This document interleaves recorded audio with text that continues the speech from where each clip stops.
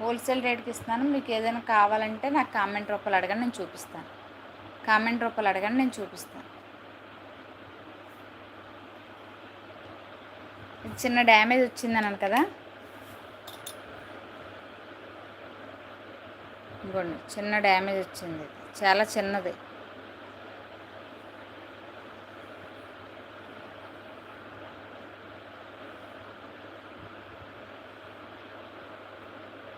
చిన్న డ్యామేజ్ వచ్చింది. ఇది 299 ఫ్రీ షిప్పింగ్లో ఇచ్చేస్తాను. పైటంచి దగ్గర బార్డర్ వస్తుంది కదా,